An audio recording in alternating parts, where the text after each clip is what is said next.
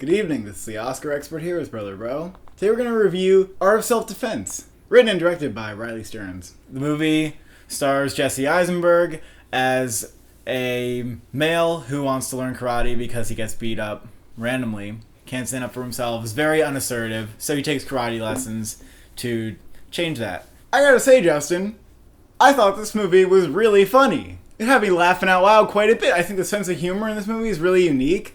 There's a lot of dry humor. There's a lot of really funny lines. And generally is very cringe, awkward. I gotta say, Cole, the comedy worked and also didn't work for me.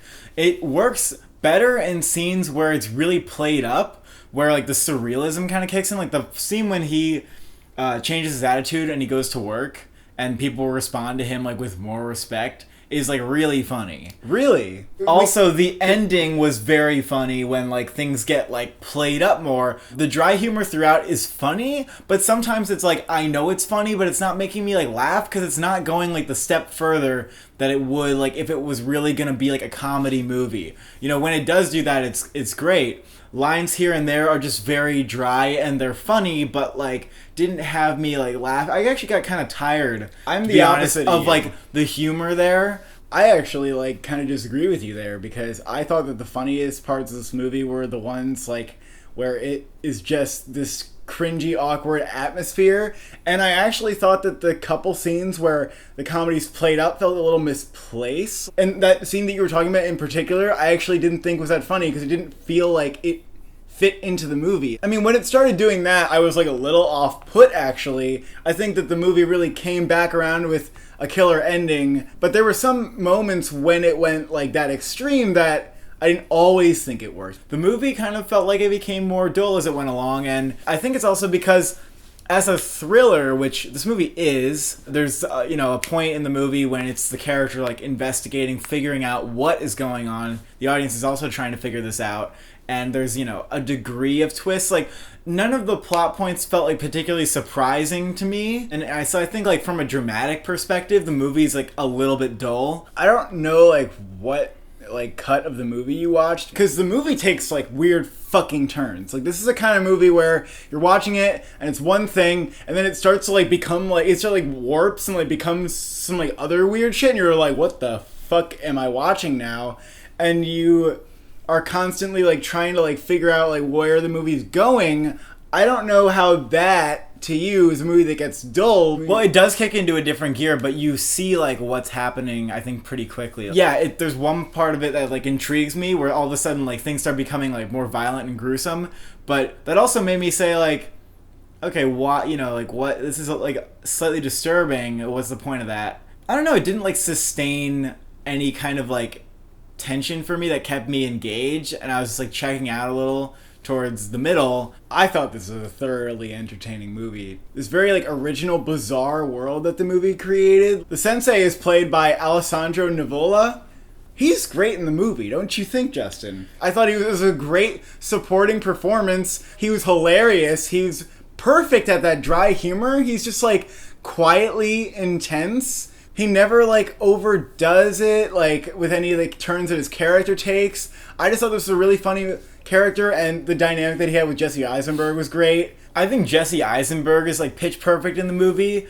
The sensei, however, I do think he's great at the dry humor, but I didn't see a change in that character throughout the movie. I wanted to see that character's thirst for their power come out more and more savagely.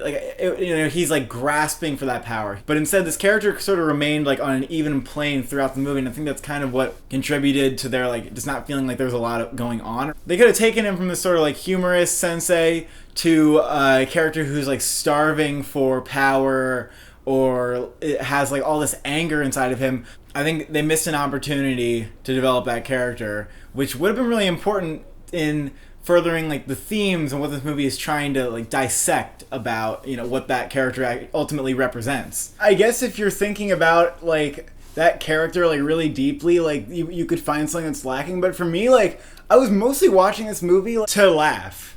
I knew that there was going to be a little bit of commentary, and some of the commentary is really well done, but it's not a movie that the primary enjoyment for me was picking it apart, although I really appreciate that about it. I mostly just thought that it was really fun in a weird way. It definitely has that like weird like whoa factor, and you're gonna see something in this movie that you don't get to see in other films. So if you're an adventurous moviegoer, I would recommend it. If you're the kind of person who complains about how there's no original movies in theaters, this would be a good one for you to go see. In fact, I kind of want to call it a must-see because I'm personally just really glad that I saw it. It was a really unique movie-going experience for me. Maybe funnier than any movie I've seen this year so far. I really dug this movie. I thought that a lot of the commentary about masculinity was really well done. And like this form of masculinity, call it toxic masculinity if you want, only thrives based on an arbitrary set of rules that like feeds into itself. So for example, like